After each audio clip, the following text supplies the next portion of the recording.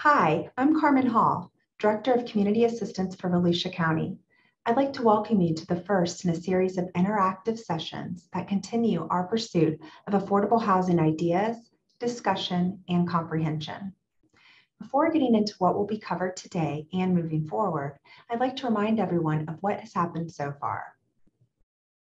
Throughout the month of July, expert panelists joined us in a series of webinars where they presented affordable housing topics and answered questions submitted by the audience. The webinars focused on the ideas of prosperity, producing and preserving housing, policy and progress, and we started by hearing from the Florida Chamber regarding how they are working to address affordable housing as part of their Florida 2030 blueprint.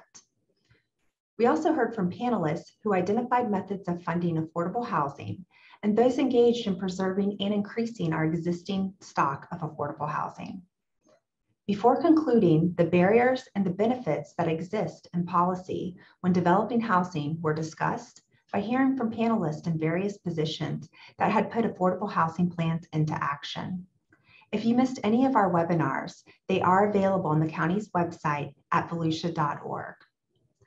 The next step was an in-person affordable housing summit. Due to the rising number of COVID cases, the in-person summit was postponed. This has been rescheduled to Tuesday, December 7th. As we wait for a safe opportunity to meet in person, we have the chance to expand our knowledge and become even more prepared as a community. That is the purpose of today's session and the series of sessions to follow. We'll continue to build on the affordable housing knowledge we have gained so far. Every 3 weeks, we will present another piece of the puzzle, which focuses on building on the prior topics. These sessions are intended to be discussion-based, meaning we sincerely hope that all of you will participate and join in by asking questions.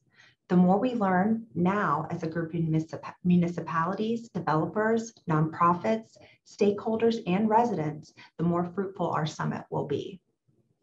As we move through the presentation, please submit your relevant questions in the Q&A box at the bottom of the screen. Throughout the presentation, we will call on participants to unmute themselves and ask their submitted questions. We will address as many questions as possible. Today, we'll hear from Jamie Ross. Jamie is the president and CEO of the Florida Housing Coalition.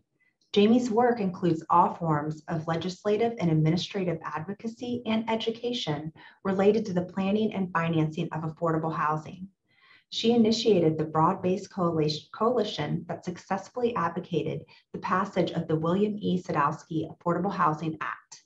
This provides a dedicated affordable housing revenue source in Florida, and she still facilitates this Sadowski Act coalition today. Jamie has authored numerous articles on the planning and financing of affordable housing and smart growth tools for producing and preserving affordable housing. Jamie, we are happy to have you here today and grateful to have the opportunity to tap into your vast affordable housing expertise and to discuss the next step for Volusia County, strategies that make housing affordable, and the framework to develop a successful affordable housing plan. Thank you, Jamie. Well, thank you, Carmen. I'm just thrilled to be kicking off this series of interactive webinars, although your other ones were interactive too. I thought they were just great. And some of my staff participated in those, but I really love that we're starting today with talking about a framework for affordable housing and moving right into, as I end what I'm going to be talking about, the next steps, which is really getting to an implementable plan.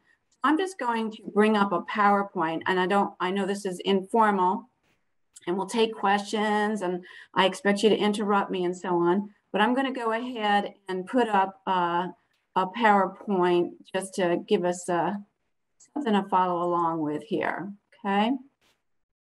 And we're going to go to view, and we're going to go. And 1 second, we'll have it going here, okay? Everybody see that? We're good with that, Carmen, right? Okay, excellent. That's the hardest part for me, y'all. Talking about housing, no problem. Getting that PowerPoint up there like that, we're good. Okay, So I'm going to talk about a framework for affordable housing and getting to the Volusia County implementable housing plan. And first, I wanted to start off by giving you a little bit about the Housing Coalition. Who am I? Who's talking to you? We are Florida's provider of training and technical assistance on everything on homelessness, like from ending homelessness to first-time home ownership and everything in between. In fact, I'm reminded that we're coming up on our 40th year. This next conference we have will be our 40th anniversary. And our biggest contract, we work with all kinds of folks in local governments and nonprofits, banks, you name it. But our largest contract is with the state, and it's called the Catalyst program, and it's what brings free training and technical assistance to all the SHIP administrators, the AHACs. We do the trainings now for the elected officials who are now required to be on the AHAC. If it involves housing, we do it. That's about what I can say on that. And this particular work is being brought to you by the Catalyst program. That is sponsored by the Florida Housing Finance Corporation, which is Florida's tax credit allocating agency. Topics that I want to cover today, you say, oh, what is affordable housing and why is it important? And you may think, we've really covered that. I won't spend too much time on that, but I did want to make sure that if people were coming in for the first time, that we all have the same starting point. But I'll pretty quickly get into some of these more in-depth concepts. A really big one being the difference between affordable and market rate housing. Also how regulatory reform is done right. Very important, third from the bottom, land value creation, land value capture, key concept. I'll talk a bit about some current tools that Volusia County seems to be particularly interested in. And then again, getting to what are you going to have to do to put together an implementable plan. So those are the topics that I'm going to be covering, and I'll get started now with what is affordable housing. So affordable housing, we all know it's not substandard housing. So if we say it's affordable, that means it's decent, safe housing. When we talk about it being affordable, we talk about the rent, and we talk about the mortgage payments being about 30% of the household's income. And that's a rule of thumb. And you think about it, if a person makes $1 million a year and they want to spend 50% of their income on housing, $500,000, are they cost burdened? No, they can spend 50%. They can spend 60% of their money on housing.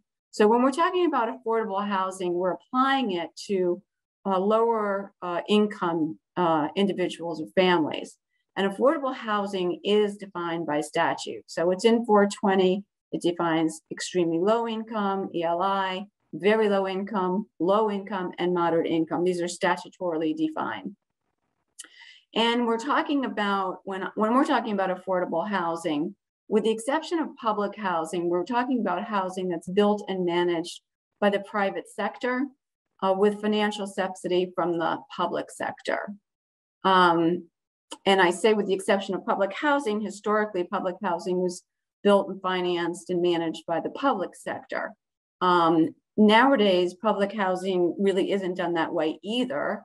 And I know you've got a great housing authority who has wonderful public-private partnerships going on. So affordable housing comes in many forms. Some could be built with only some land use flexibility, like, for instance, tiny homes. And we're going to talk more about that later and talk how you get housing to be affordable. And why is affordable housing important, of course? You even heard from, as Carmen mentioned, the chamber on how important it is to the business community, the entire economy, and everyone in the community, in addition to the low wealth family who most acutely feels the need for housing because they're really what we call housing unstable when they spend too much of their income on housing. So if you really don't make a lot of money and you spend 40% of that money on housing or even more than that, you're really getting very close to finding yourself homeless. And that is a serious problem that should be avoided at all costs. We do have the third highest homeless population in the nation. Of course, we do also have the third highest population in the nation. Nonetheless, it is really important that we do everything we can to increase the stock of affordable housing and avoid having families fall into homelessness. Sometimes people say, well, why do we call it, I don't like the term affordable housing. I like to call it workforce housing. You know, what is this affordable housing? And, you know, there's a stigma about that term. And it's led to things like the Florida realtors don't talk so much about affordable housing. They talk about attainable housing. And then you have people talking about workforce housing. Well, what do we really mean by that? And some people mean, well, they really mean, oh, the essential workers, you know, the firefighters and the police officers and the teachers and the nurses. Well, the thing is, even the lowest of income folks are definitely part of the workforce. In fact, they're frequently working 2 and maybe even 3 jobs. So I've never been a big fan of that term. And there's also, of course, the seniors. They are not in the workforce, but you know what? They were in the workforce. And we need to provide housing for seniors. Very important. Persons with disabilities who may be unable to be in the workforce. So I get it that people like to use the term workforce. I just think it's important to maybe not be so burdened by that stigma. Affordable housing is the term that's used in federal and state programs and laws. So there's a real reason for using that term. So how is affordable housing produced? Big concept is Florida is really a leader in the state, in the nation, in having a housing element requirement in the comprehensive plan. I give you the statutory reference to that. It's really a robust, and on my next slide, I have what's in that requirement, robust requirement for meeting the needs of the community, but it's not intended that the public sector actually build that housing, but rather that it uses its financing tools to ensure that the private sector produce that housing. And the primary tools are planning laws. We're going to talk about that, financial subsidy, incentives, and requirements. Incentives and requirements are not the same thing. Connected, but not the same thing. So this is the state law. It's that every jurisdiction in Florida, and that means no matter how small the jurisdiction, it's not, you know, only the larger ones. Every jurisdiction in Florida has the obligation to provide for housing its entire current and anticipated population, including the most vulnerable. And it expressly provides, such as those with special needs and farm workers. So it's a very robust, serious obligation. But again, it doesn't mean that government builds that housing, but it does mean that government uses its police powers, you know, what the authority of local government for the health and safety, welfare of the residents, to use its land use authority and its compliance with the spirit and intent of the Fair Housing Act to create an environment in which affordable housing will be built by the private sector. This is really a key concept that I'm going to talk a little bit more about throughout this time together. So I start with this question: market rate housing and regulatory reform, just to get you thinking about this.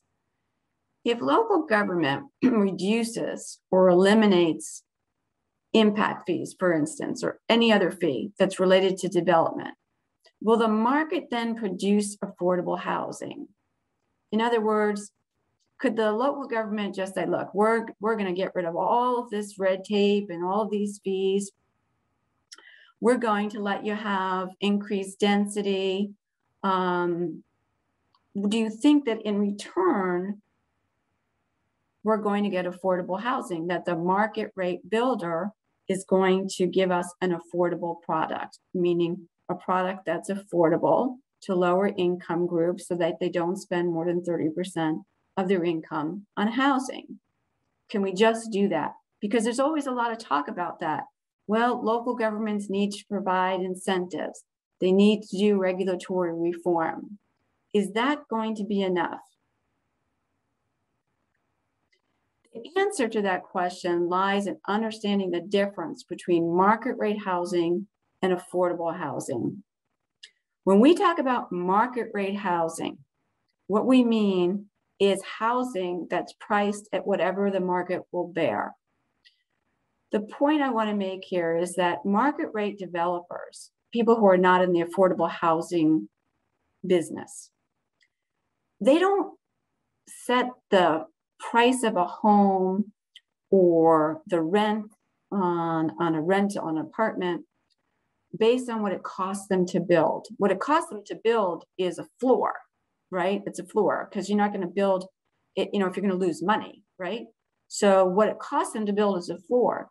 But what are they going to sell that home for? What is the rent going to be? It's going to be whatever the market will bear. House prices and rent prices are not derived from the cost of development, but rather the highest price that a seller or a landlord is able to obtain from, respectively, a buyer or a tenant. And this is true, or let me say how I'm use myself as an example. Anybody who knows me knows that affordable housing is my passion. I've been doing affordable housing work before I was the CEO at the Florida Housing Coalition. I was the affordable housing director at 1,000 Friends of Florida for 24 years. Let's say I'm going to go sell my house that I'm living in right now in Tallahassee. Am I going to look at what I paid for it and what it cost me to expand my galley kitchen into a regular size kitchen? No. I'm going to ask my realtor to get me the highest price I can get. And that's me, a big affordable housing advocate.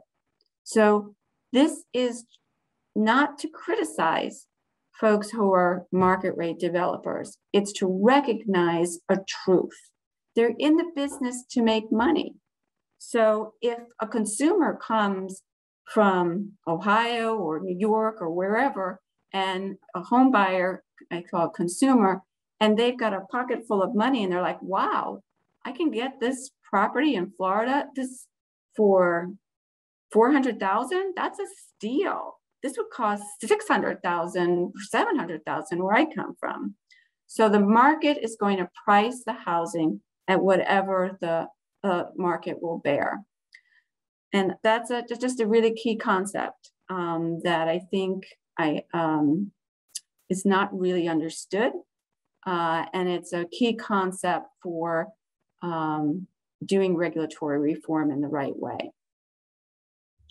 Why does Florida have a deficit of affordable housing? Well, for one reason, it's beautiful in Florida, right?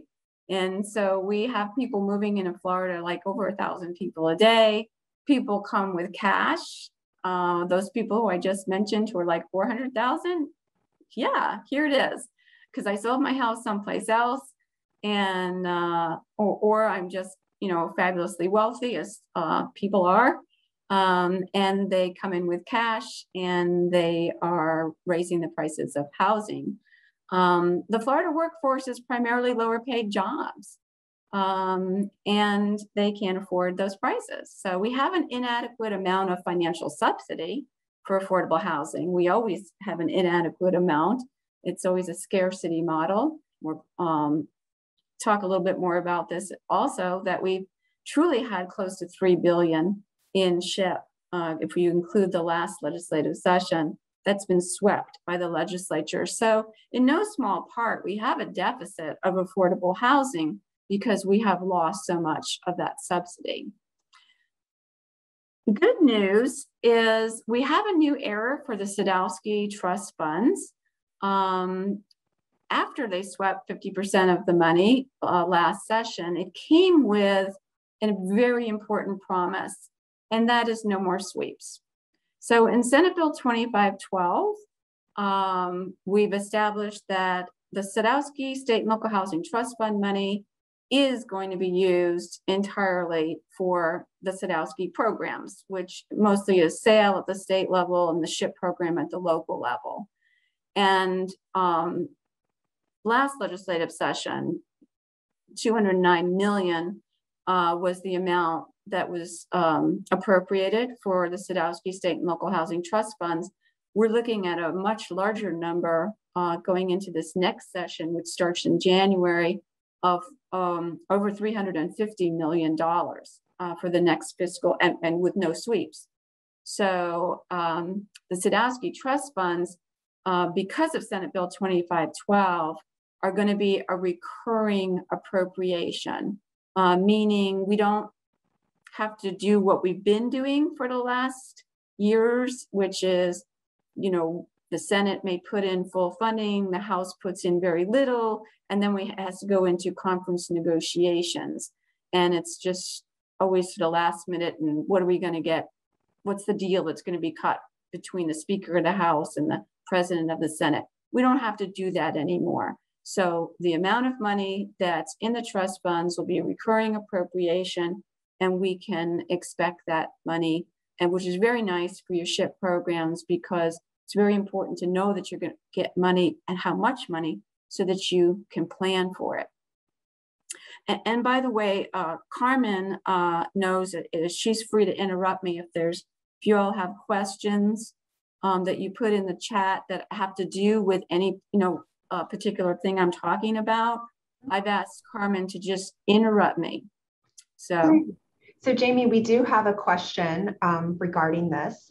The Florida Realtors' decision to suspend the ballot initiative for a constitutional amendment, how is this going to impact us locally as it relates to our Sadowski funding? So it's not going to impact you. Well, it's not going to impact you locally in regard to your Sadowski funding. You're going to get the amount based on your formula. And just in case everyone doesn't know, the amount of money you get is based on your population. So it is a grant that comes to local government. The SHIP program is a grant that comes to local government based on your population. So you're going to get your share of the full amount that's appropriated for SHIP based on your population. And the Realtors Constitutional Amendment, had it not been pulled, and that's pretty big news that came out this past week, very big news, that the petition drive that the realtors were running to get a constitutional amendment for the Sadowski Trust Funds.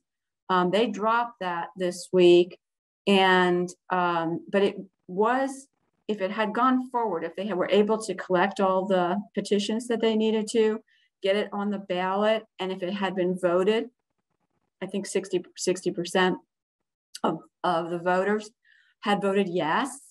That would have been in 2022. So it would never actually have anything to do with this next appropriation. It would have been the one after that. So the only effect, had it had gone forward, of course, we'd have a lot of unknowns. The legislative leadership, I think people probably know, was very unhappy about it, and they would have to have done an implementing bill. Had the constitutional amendment passed, they would have to do an implementing bill, and I imagine that implementing bill might not have been as friendly as maybe housing advocates would want it to be. It's easy for an implementing bill to not come out exactly as the folks who initiated the ballot drive expected it to be. So thank you for that question. There won't be any effect on you. Great, thank you. I also have another question from Sure. Kathy Ricky. Let me see if I can unmute her. There we go. Kathy, can you hear us? Yes. Okay, great. Can you go ahead and ask your question?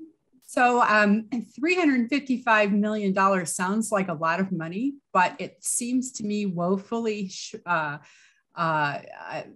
inadequate to the entire state and for the number of municipalities that it would be divided among. And as I see here, you have the SHIP funding for the $2.5 million. We're supposedly about 16,000 units short of affordable housing in Volusia County. So I just would like your comment on that. Sure. Yeah, and in fact, I think that, so you're absolutely correct that we need more, right? So we can't say, oh, well, we get a good SHIP amount of money for SHIP and for sale, and that's going to solve the problem. It's not. So we need our federal funding, which is really important. And most important is our tax credit allocation. So the majority of how affordable housing that's built is built through the low-income housing tax credit program. So this is really a drop in the bucket compared to that. But having a dedicated revenue source in Florida that is generating over $350 million is huge. So you're not going to find that in other states. So that is a really successful program. But do we need more money? Yeah. And in fact, some local governments have started their own housing trust funds using their general revenue money. Orange County, Hillsborough County were like $10 million a year. And in fact, even smaller communities, the Florida Housing Coalition just recently finished doing a housing action plan for Winter Haven, which is a community of only 45,000, and they're dedicating general revenue money to a local housing trust fund. So yes, you are absolutely right. This is not enough to meet the deficit that we have, but this is definitely something to celebrate in terms of our Sadowski Trust Fund money. It's more money than we have received probably in 15 years. So, so I have to see that as a glass half full myself. But yeah, more is needed. We have, of course, federal monies, and this year we have, not just this year, but this year and next, we have a kind of a once in a lifetime opportunity with using the federal Rescue Act funds, the American Rescue Act funds, which can be used for affordable housing. And if I may, another feather in Winter Haven's cap is they're using their entire allocation for affordable housing. Local governments are getting a lot of money from the federal government. Affordable housing is one of the permitted uses. Some local governments are choosing not to use any of it for affordable housing, and others are. So it's a great opportunity right now for affordable housing. We have a lot of federal money available to us. And again, it's probably a once in a lifetime thing. So this, did I answer that okay? Is that, should I go on, or Carmen? No, I thought you did. That's great. I actually have one more question related to this topic. It was another attendee, and they indicated that a lot of counties, as you just mentioned, across the state have recently created locally controlled housing trust funds. What would the first step be if this was something that wanted to be accomplished? Great. Well, they're using general revenue money. So it's a matter of, you know, getting approval from local government to include that in your budget, in your annual budget, that you would have a line item for your local government housing trust fund, which would be separate from your SHIP trust fund. One of the things that I advise local governments on this is do not put the money in the trust fund that you already have. Create a separate one, because you don't want to be subject. If you put money in the SHIP program, then you're going to be subject to SHIP rules. So one of the benefits of having a local government trust fund program is that you can use it in ways that you think are needed, that may be different from the SHIP program. And typically it's coming out of general revenue, and you create an ordinance that will say what the uses are. You know, what are the allowable uses for the money? Do you want to have a set aside percentage of the money for extremely low income people, for example?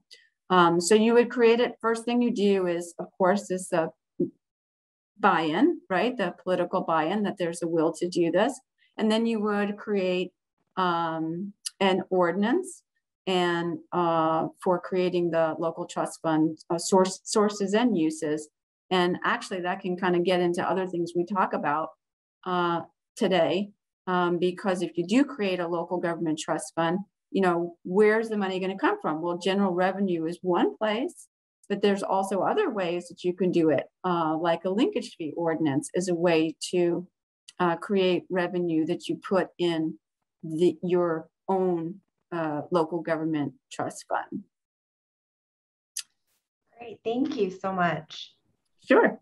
So what you have in front of you, I think these numbers are actually a little bit low, but this is what your estimated SHIP funds, I think they're actually estimated a little bit higher right now. So basically, the way it works is the county gets a share, and your entitlement cities, and you have two, Daytona and Deltona, and I think you guys know this stuff. And you each have your own SHIP program. If you ever wanted to do it together, you could do an interlocal agreement to do that.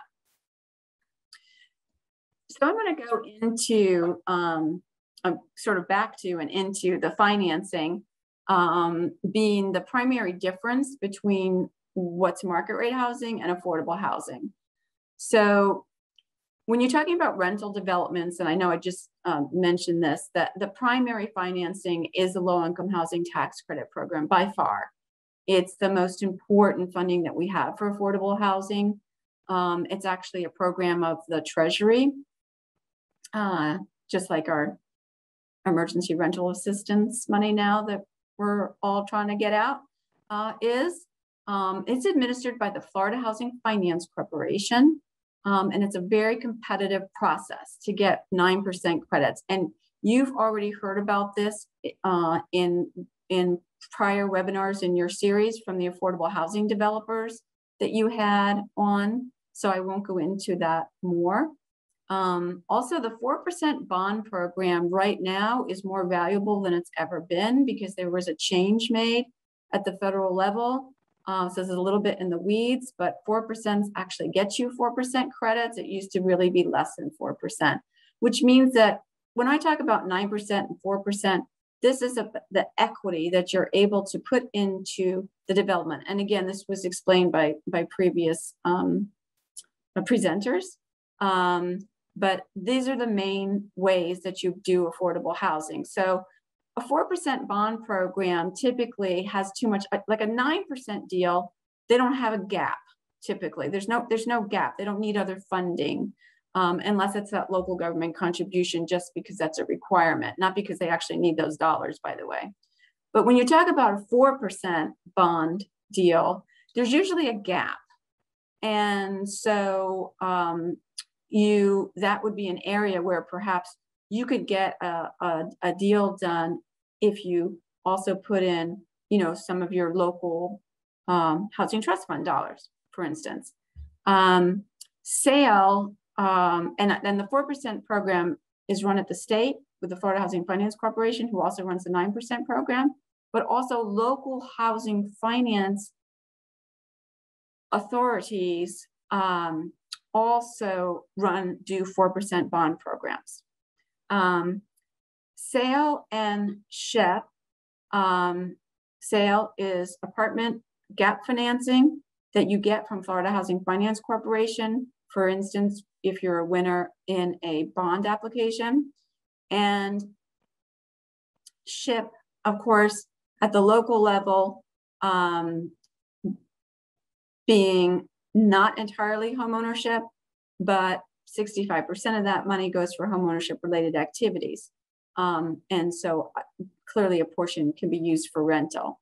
And then you have CDBG and home as major programs for housing.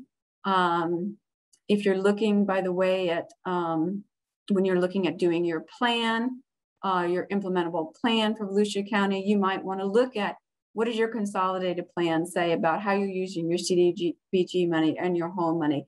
You can make changes. So for instance, if CDBG is not really being used so much to supplement, but more to supplant general revenue money, you might want to take a look at that. Historically, that's been a problem with most local governments, is that CDBG is meant to be on top of your general revenue money, not instead of.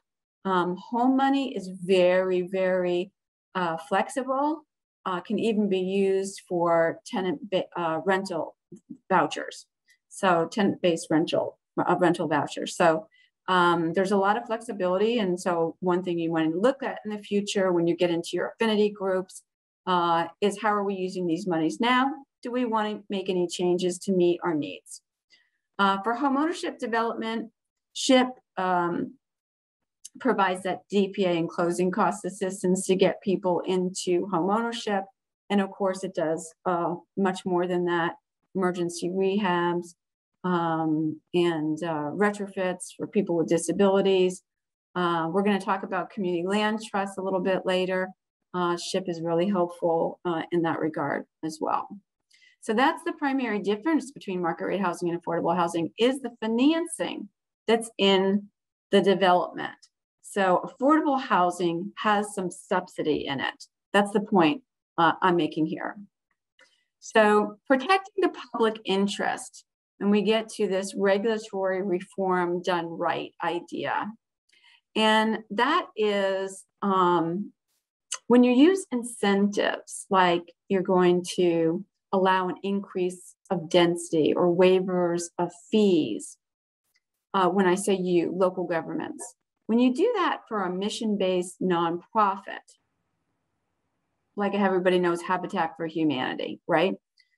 That is likely to be passed to the consumer through a reduction in the cost of housing, because their mission, that's their mission. Their mission is to produce affordable housing. Their mission is to produce it as for the lowest wealth members of the community they can, right? Not just, and I use them as an example. There's plenty of other nonprofits. The point is, if it's a mission-based nonprofit, you're probably safe to assume, although you can still check, if those savings are going to be passed on. But if you're doing regulatory reform incentives for a market rate developer, and we went over the difference between market rate and affordable housing developer, that savings is likely to increase the profit to that developer and not result in more affordability for the consumer, unless, and there's a big unless, local government understanding that and understanding the market rate developers in business to make a profit, I reduce their fees. Does that mean that they're going to create more affordable? Only if you require them to.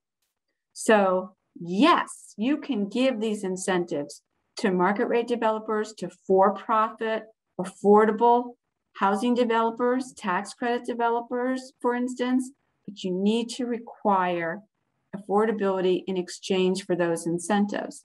And you might say, well, wait a second, affordable housing developers already have a requirement of affordability, and they do, but you need to look at what they're doing, because it may be you're in the driver's seat when you're giving incentives. And let's say the subsidy that they're using, for instance, from your local HFA, only requires 15 years of affordability. And they're coming to you and asking you for some incentives, right?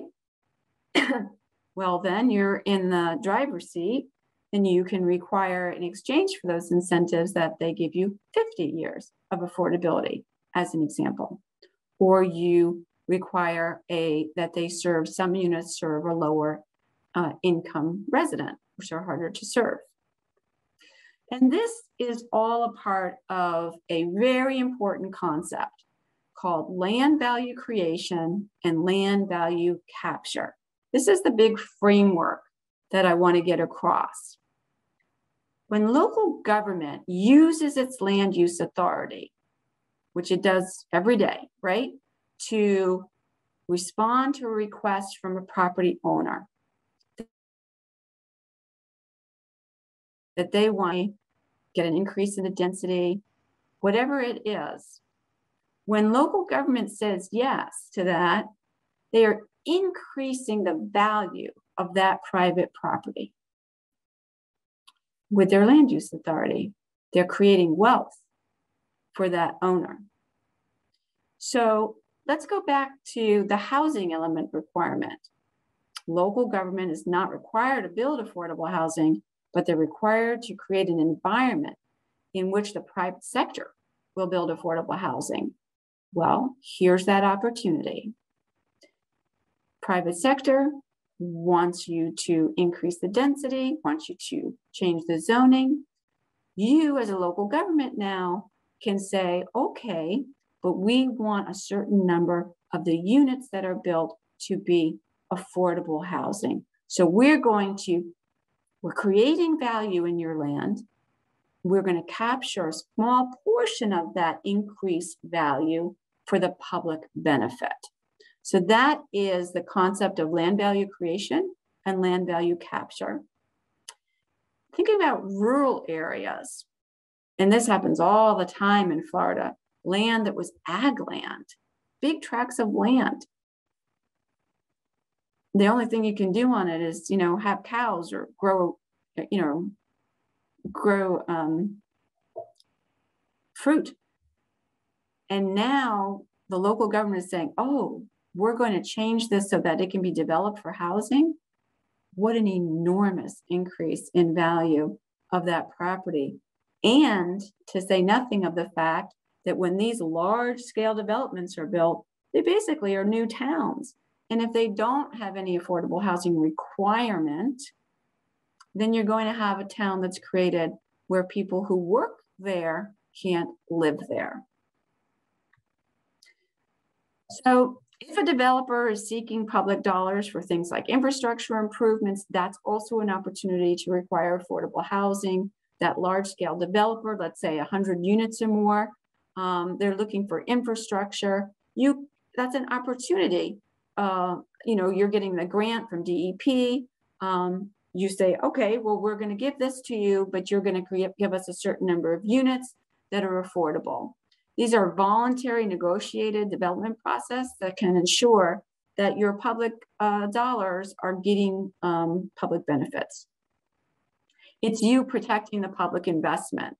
So you have to make sure that you're not just pinky swearing here. You have to put a land use restriction agreement in the public records so that we know that there's going to be compliance. Compliance as to what? As to how many units are going to be affordable. And affordable, what does that mean? At 50%, 60%, at 80%? How many years is it going to be affordable? These are the things that need to be included in the land use restriction agreement. So what is a land use restriction agreement? It's similar to a deed restriction. It's recorded in the public records. It runs with the property, so it's able to be picked up by title searches, right? It addresses those items that I just said, the number of units, affordable to whom. Your definitions of moderate, low, very low, they're defined in Florida statute again. And for how many years? If you can do 50 years to perpetuity, that's best. And it's very important that if there's a violation, that there's specific performance, meaning that they can't just pay back the grant or the value of the incentive and wash their hands of the requirement. So we talk about financing, regulatory reform, planning, permitting, current tools. I'm just going to go over a few of the current tools that seem to be of most interest. One that's required, of course, because you're a SHIP recipient, every community is required to have expedited permitting. I actually haven't looked at Volusia County's process, so I don't know. It may be really excellent, but expedited permitting, we want it to be in a meaningful manner. It's the kind of thing where you get everybody at the table at the front end of a development. This is what's going to be required. and it's going to be fast tracked because time is money for a developer, and it's wonderful if you can expedite permitting. I think you heard from, I think it was Sean Wilson in one of your webinars that they're just really like to know, what's in store for them, like what is the process going to be? Carmen, was there a question? Yes, there was. It was actually related to the last slide, but it's from Sarah Lee Morrissey. She has a question that she'd like to ask. Okay. Sarah?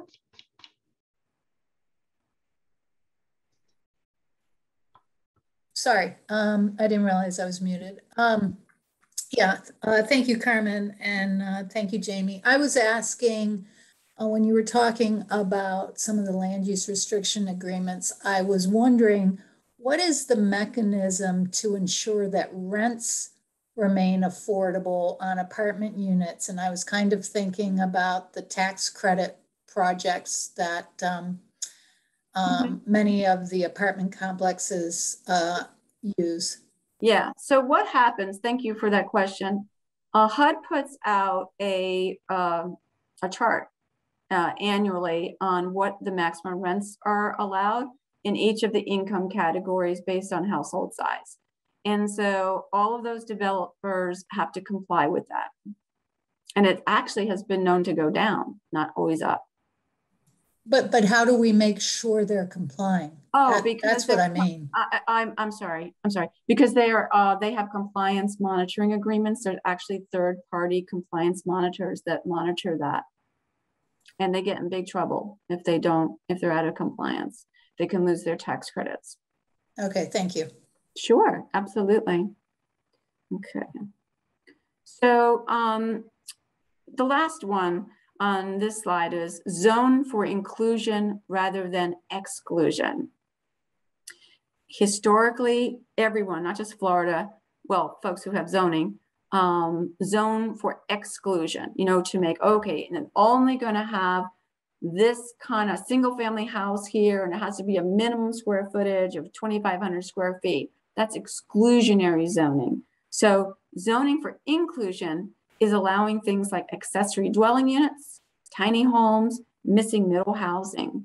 Here's a picture, by the way, this is my own photography that I took up the road. This is in Tallahassee, and sometime after I took this photo, they put a fence up. So I actually could never get this photo again. So I'm glad I have it. So this is showing you the main house and the little accessory dwelling unit that sits in back of the house that creates affordable housing. And here's one that I took from down in St. Pete Beach. You see that fit in with the vernacular of the community. Accessory dwelling units is just a really, really great tool. We encourage every local government to allow accessory dwelling units in all their single family zones. And the Florida legislature is super supportive of that. There's a statute in Chapter 163 really encouraging that as well. And the next thing is missing middle. What you see there looks sort of like a single family house there, fits into a single family. Actually, this picture is not from Florida. I took this picture in North Carolina. It was a wonderful development. It was a single family. The data showed they needed rental.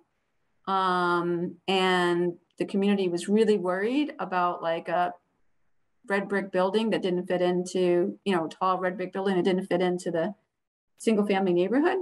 So after a charrette, with community, the architects, local elected officials, and so on, they came up with this design, which is actually a triplex that looks like a single family house. So it's split both horizontally and vertically to create rental units for 3 families. I want to point out to you in Florida in 2020 legislative session, House Bill 1339 was passed. It was the Omnibus Housing Bill in 2020, and it gave permission to locate affordable housing in any residential, commercial, or industrial area, regardless of the land use, regardless of the zoning, the comp plan, the future land use map, you name it. A developer could come in to the local government with a plan for doing affordable housing and property, let's say it was missing middle housing, but it was in a single family area that could get approved using this authority in House Bill 1339. You have a shopping center that may be dark, its own commercial, you want to turn it into, or part of it into affordable housing, you could use this statute to do that. So here's the language of the statute.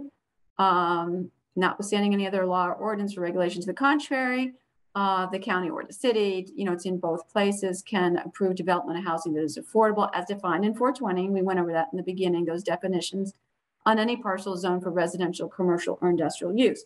Of course, we have a big caveat about that, which is you don't want to put housing anywhere for affordable housing, any place you wouldn't put market rate housing. So you're not going to put housing, even though you can, near a toxic, an industrial area that has toxic uses nearby, or in food deserts or areas that are just not right for housing.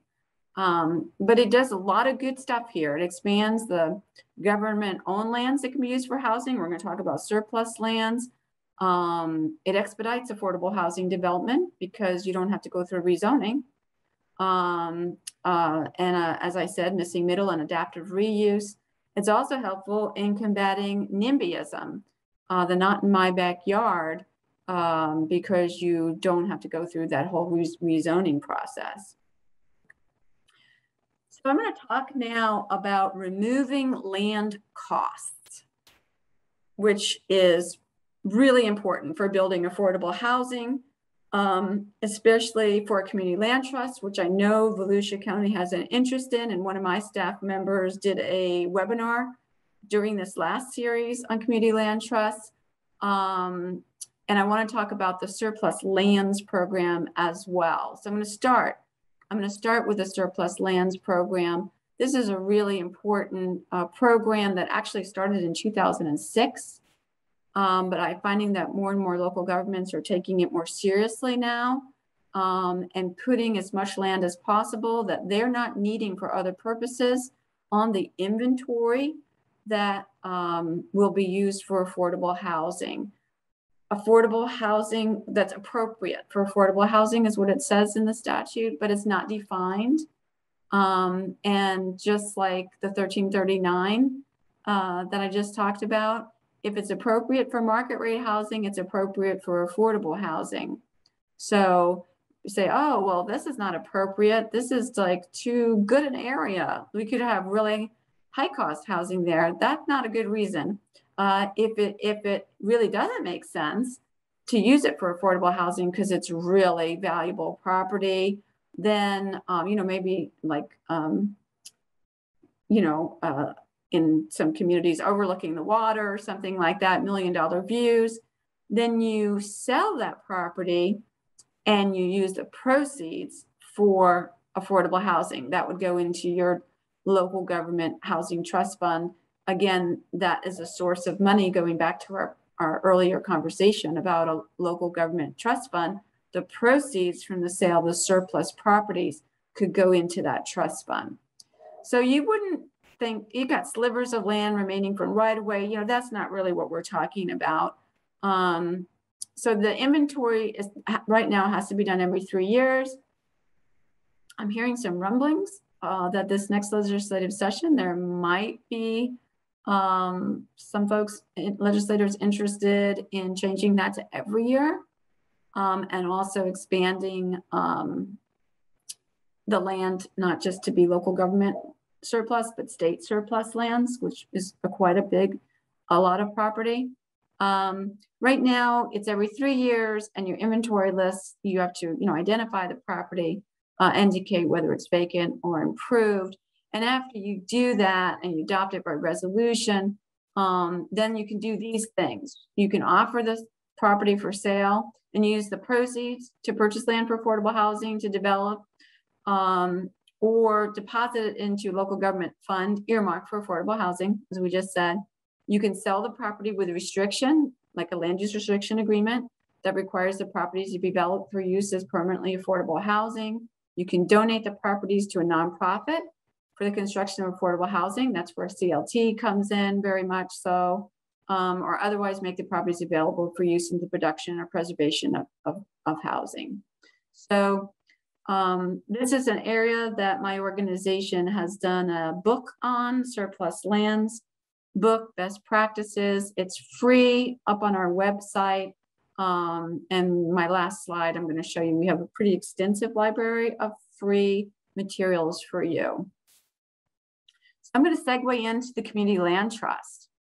The community land trust, we separate the land from the building. A nonprofit owns the land. They use a 99-year ground lease to sell the property subject to that 99-year ground lease that keeps the property affordable in perpetuity. Most important concept, the community land trust for home ownership is an alternative to renting. It's not an alternative to fee simple home ownership, the regular home ownership, where you get the whole bundle, the land and the building. Nope, it's alternative to renting. So why do we want this?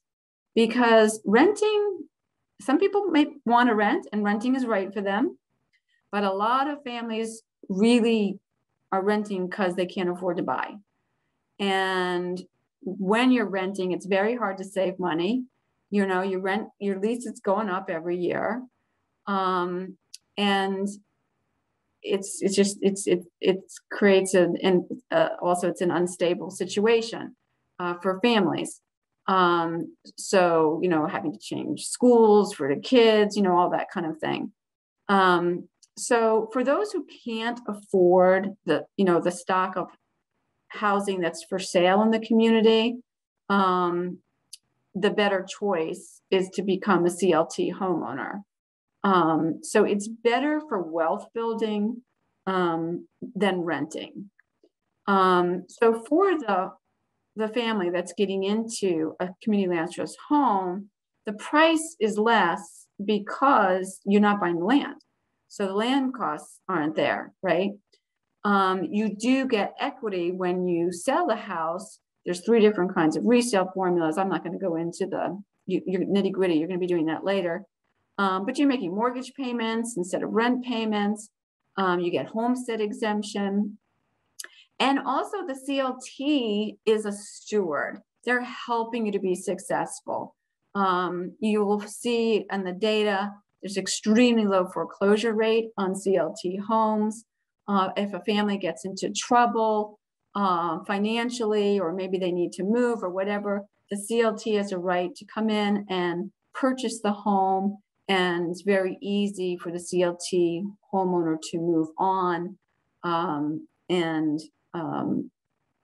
That's part of the stewardship role.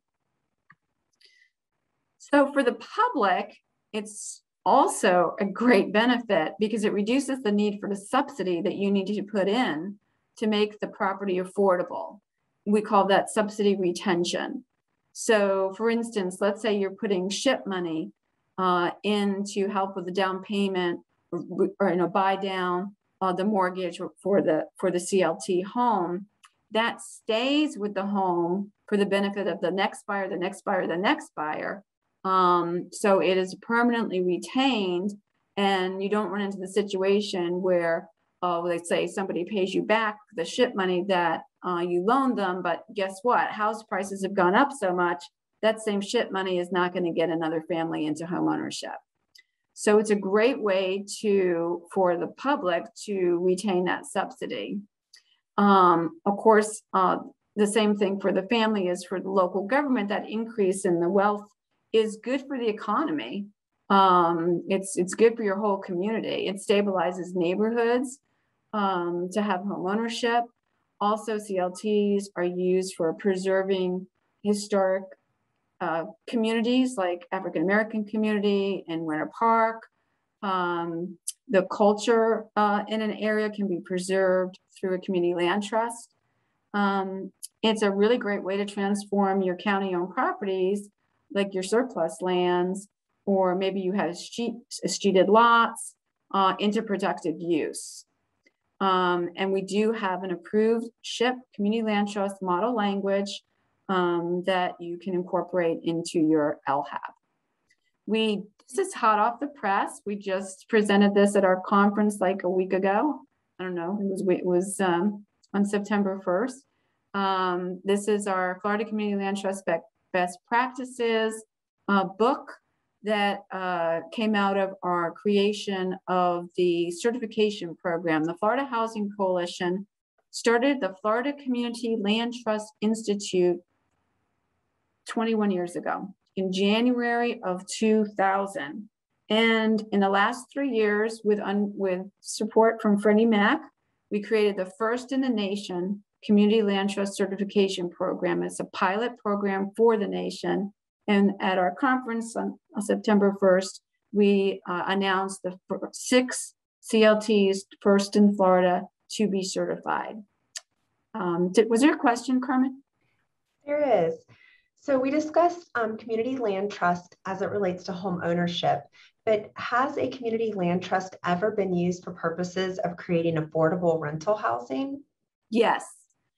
Yes. And I'll tell you something. When I first started this, because I am the one who created it, the Institute in 2000, I never, ever considered rental housing. And I kind of felt like, well, if it's rental housing, then it's going to be affordable for at least 50 years, because that's what Florida Housing Finance Corporation required for their LIHTC deals, for their low-income housing tax credit program. But that's not something you can rely on. So first of all, community land trusts like Cindy LaCourse Bloom in Palm Beach County, which per land trust now is the CLT of Palm Beach County and the Treasure Coast, because she's expanded her geography. She is a developer, and she has developed rental housing for the CLT. So absolutely, and then in Pinellas, we don't really call it a community land trust. It's actually a Florida land trust, but Penny for Pinellas, which, by the way, that's locally generated money that's used for affordable housing. That was done by a referendum in Pinellas.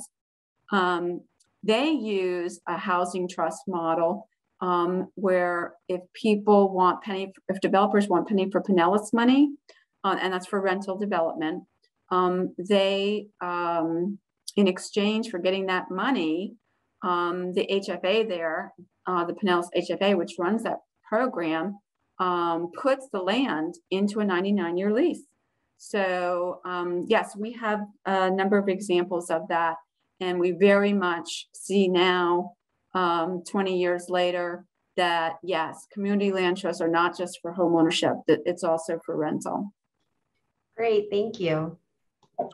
So I'm up to, and I guess it's good I am up to this. I'm just looking at the time, we're a little after 1. Well, I guess that's okay. Putting together an implementable plan, right? And I don't think you've covered this in any of your webinars before. This is really moving us.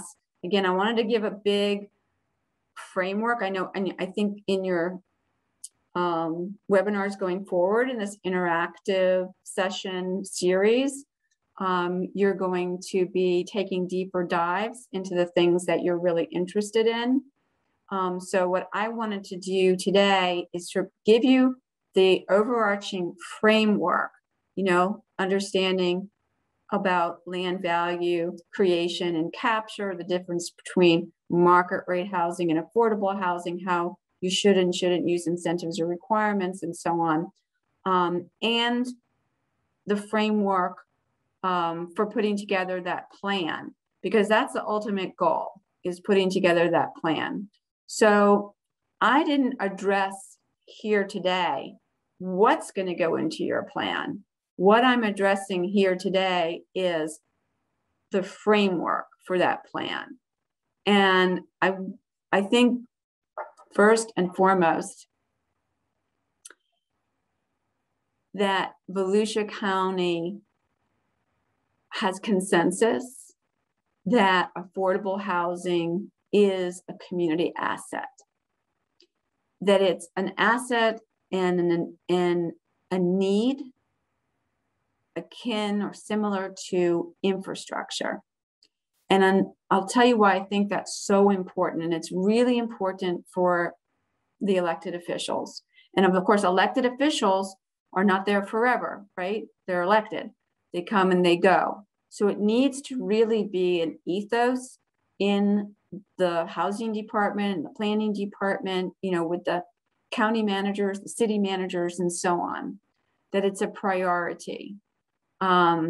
Because there's always folks who are like, well, we don't want this here, right? You know, in a way with these webinar series, I know a lot of people have been participating, but you're always kind of talking to the choirs, you know, the choir, right? You're preaching to the choir, the people who are involved in these webinars and are going to be involved in the affinity groups. You know, they don't represent, they're not everybody, right? And I will tell you that the not in my backyard issue is a really big one. And elected officials are confronted with that in ways that make it very difficult for them. And I don't envy them when a crowd of people is like, well, if you vote for this development, we're voting you out of office. It's like, wow, you know, I did a lot of work to get into office. This office means a lot to me. Am I really going to lose it over this one development? So I give that to you as an example of why it is really important that there is an understanding that affordable housing needs to be a priority. That you have to understand that it's not for those people, it's for everyone. It's for the economy, it's for everyone. So it needs to be a priority and treated as, you know, affordable housing developers should be thanked. Nonprofits who are doing their work, doubly thanked. They're doing the work that is desperately needed in the community. So it's important that it's a priority for land use. So you go back to what I was talking about surplus land. It's a priority for funding. I did mention before about the CDBG to supplement, not supplant, to using general revenue for affordable housing. Why would you do that?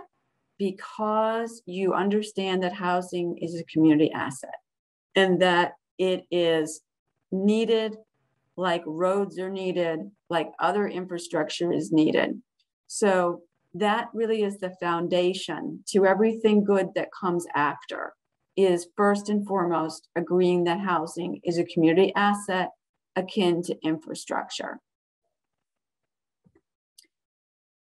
Second thing, under putting together an implementable plan. You can use a fairly short planning horizon because housing is very dynamic, changes. Or what I would suggest is even better, and I have to tell you, if you do this, you'll be the first community that's done it. I don't know any community that's done this, is create a plan that's operable in both a hot and a cold real estate market. In other words, you have strategies for when the real estate market is high and when it's low. I think that's a really cool idea. I haven't seen anyone do it, but that way your plan is responsive because housing is, the market is not. We have booms, we have busts. So I think that would be a cool idea. But if you don't do that, use a fairly short planning horizon. Number 3, include strategies that have buy-in from the public and the private sector. And I really think Volusia County, you are so far along in this way. I mean, you've done all of this stuff so far, then you're going to have affinity groups. I imagine that you're going to have a lot of consensus for what goes in that plan. And the more consensus that you have for each strategy, the more likely it's going to be successful. You know, sometimes advocates are like so excited because, for instance, oh, we got an inclusionary zoning policy adopted by the local government, but it was kind of rammed through and a lot of people were against it. And what happens is it doesn't get implemented. So it's like on the books, but if there's no real buy-in, then, and this happened in Sarasota, they had inclusionary zoning that, then the developer down the road says, who was able to develop because of this agreement to provide affordable housing in areas that were pasture land. And then these years later goes to the county and says, oh, I don't think I should have to do that affordable housing. Oh yeah, you don't need to do that affordable housing. So it's really important that your strategies have buy-in all the way around. And that isn't something that you can just do in the beginning. It's something that you actually have to care for. There's feed and caring of this to make sure that you always have the buy-in of both the public and the private sector. Again, though, local government, I don't think I used these words before, but local government has to have the political will to do what's right, even in the face of a public that might be saying, no, no, no, we don't want to enforce that.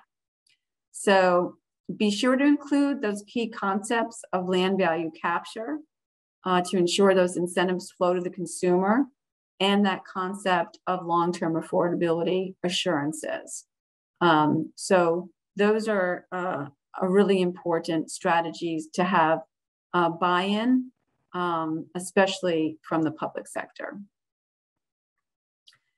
Number 4 is to set a timeline for each goal or strategy in the plan.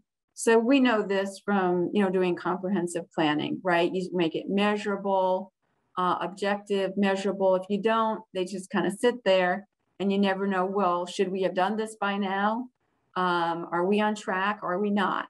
So it's a good idea to put in some measurements, put in some milestones that you're going for, and set up, regular progress review to see how you're doing on that. And if you're not doing well, why not? Do you need to tweak it? Is there somebody that needs to be at the table who isn't? Do you need to get technical assistance to help you with that strategy? So that's an important piece. Number 5 is really key, and that it's crucial to have a person whose job it is to ensure that the plan's implemented. In other words, someone who wakes up in the morning and says, how are we doing on implementing that plan? It can be someone that works for the county, can be somebody that you have under contract. You can call them any kind of things, an ombudsman, a liaison, but the person should have authority, and this should be what they're charged with doing. Okay, maybe they can have something else that they do too, but they should be charged. Somebody should be charged with doing this. So that, if the plan is not being implemented, who are we going to say, who do we go to and say, well, why not? So I think that's a very key thing. Folks have done a lot of plans, great plans, that have been sitting on shelves. And I know Volusia County doesn't want that. So I think this is a really, really important thing for you to have, which is that you're going to have someone in charge of it. And that may require money. That may require paying for a new position. Or if there's someone available who you can just add it to their job duties, that's fine, but it's important. So your takeaways, you get a robust role, right? Local government has a robust role in preserving and producing housing. There's 2 main functions. You got your land use planning and you got your financing. Local government doesn't build the housing, but they've got to create that environment in which the housing can be created, and they need to protect the public interest with, the land value recapture and the ensuring long-term affordability. You can bring down the cost of housing by removing land costs. You can do that with your surplus lands. You can do it by supporting a community land trust. You can do it by providing the financing, the fee waivers, regulatory reform. You need to ensure that you're going to get more affordable housing in exchange for bringing down the costs of housing. And you need to make it enforceable with a land use restriction agreement. Now, if you're using a community land trust, you don't need a land use restriction agreement. The 99-year ground lease, a memo of which, by the way, gets recorded in the public records. You don't put the whole ground lease in, but you put a memo of it. It's very important to do that. That acts as a land use restriction agreement. It also puts the property appraiser on notice that when the property is appraised, it's not going to be appraised and taxed as if it could be sold for $400,000 when it can only be sold for $180,000. So it's going to be taxed as if it has $180,000 value because of the memo of ground lease recorded in the public records. The land use restriction agreement, again, needs to be specific. What are they required to do? How many units? Who are they going to be affordable to? How long are they going to be affordable? And it's going to be enforced through specific performance. So affordability, it's planning, it's financing, and it's those long-term assurances. And that's how we get to where we want to go. As far as the takeaways for the implementable plan, agree that it's a community asset, create the plan that works for both markets, or a short-range plan, include the strategies that have a buy-in from everyone, set a timeline and goals, and a point person whose job it is to ensure the plan is implemented. This is a picture of some, but not all, of the publications we have online. It's all free, it's all downloadable. So go to our website and these are all available to you. That CLT primer one in the middle, that's actually off the shelf. That's in the garbage now because we just have that brand new one that we did at the conference. So that's what's on our virtual shelf right now. Carmen, any other questions? Yes, we do have a few more questions. So next is a question from John Tosi. I will unmute him now and let him ask his question. John?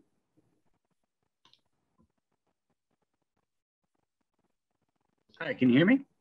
Yes. Yes.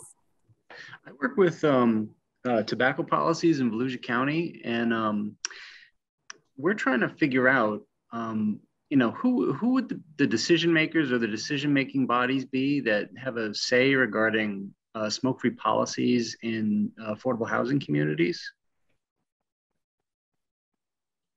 Well, that's an interesting question. The developers, the owners of the property would make that decision. It isn't, as far as I know, there's nothing like in any of the funding sources that I'm aware of that would require that, but each owner of the development would do that. So Okay. somebody, yeah. Okay. All right. So it's not like you guys, or it's the individual owner of that property that's going to be dedicated for affordable housing. Affordable housing, yeah. And I remember my personal experience with that is I went to a grand opening of a really beautiful property that was preserved in downtown St. Petersburg. And a lot of the folks in there are people with disabilities and older folks and a lot of smokers. And when the property was preserved, so it was substantially rehabbed, hugely rehabbed, the developer put in a no smoking policy. And there was a lot of resistance from the tenants. So she also, set up places, where smoking could happen, around the building, and also had brought in people for cessation of smoking courses and all that sort of thing. And but yeah, it wasn't an easy transition, but that was a while ago. And I don't really know, I really don't know what happens in most buildings, if it's an issue or not. Okay, that's very helpful. Thank you. Sure. All right. So Jamie, we have another question, and this is from a participant. And they were curious if money received from the American Rescue Plan could be used to create a housing trust fund like Orange and Hillsborough counties. Yeah, yes. Mm-hmm. Great. Another question that we have is, if the term of affordability is in perpetuity, who's responsible for maintaining the housing stock? Well, somebody who could live a really, really long time. I know, it's like, what? So it's the perpetuity, the 99-year ground lease. Actually, every time you sell the property, it renews. So the new home buyer gets another 99-year ground lease. And so that's how it's like keeps going and keeps going. And the Community Land Trust, which is a 501c3, is responsible for it. And of course, nobody's going to live that 99 years plus. And so, you know, that's going to change. The who that's there is going to change, but it's going to continue. And if it doesn't, of course, like all corporations and nonprofit corporations, there's always a plan for if they were, for instance, to go out of business, what happens, who takes it over. Great, thank you. So I have one more question, unless anybody has another question to submit. Linkage fees have been identified in some communities as a tool. You briefly discussed them. Could you explain what a linkage fee is, how it works, and any pros or cons of using them? Sure. And I don't recall, Carmen, was this covered in any of the webinars earlier? Do you remember? I think it was briefly addressed, the basics were. Okay. So a linkage fee is akin to an impact fee, or maybe I should just say it really is an impact fee. So it is an amount of money that is collected on non-residential property. So commercial property, industrial property, hotels. It's collected on businesses that are employee generating, that need that generation, that need for employees creates a need for housing. So it is typically it's not done like on a small mom and pop business. It will be a certain, let's say, minimum square footage before it would kick in for whether it was a hotel or a big box store. And because it is an impact fee, typically what you will do, local government will do, is they will get an economic impact study done, a linkage fee study done. It's called a nexus study. There are firms that specialize in this, and they will tell you how much you should collect per square foot on all these different types of industries. And so the pro of this is a great way to offset the cost of housing. The linkage fee, just like a transportation fee that's collected or a park fee that collected, goes into a trust fund and is used to create what you need, which is housing. So it goes into a trust fund that's used to create housing. Now, it doesn't have to be to create new housing. It could be used for rehab, could be used for vouchers if you wanted to do something like that. But the idea is the reason you're collecting it is because those businesses are going to impact your community because people who work there are going to need housing. And so you don't have enough money and you don't have enough units. So you collect this impact fee to address that. So the pro is that it gives you additional funding to address the affordable housing deficit. What's the con? If you believe that by charging a linkage fee, there will be businesses that won't come to your community because of that fee and you want those businesses, then that would be the con, right? So there's a balance there. So if you were a community who was really anxious, like you had no industry, you're desperate to bring industry to your community, you might not want to put a linkage fee in. All right, well, thank you so much. So at this time, it doesn't look like we have any other questions. So I just want to say thank you so much, Jamie, for taking your time out of your day to answer our questions and to provide all this valuable information. We really appreciate it. And thank you to our audience for your participation today and listening to our presentation. Remember to sign up for the next session, which will be held at noon on October 1st. This session will address land development regulation tools, and you can register at volusia.org. We look forward to seeing each of you at this session and have a great day. Thank you. Bye, Jamie.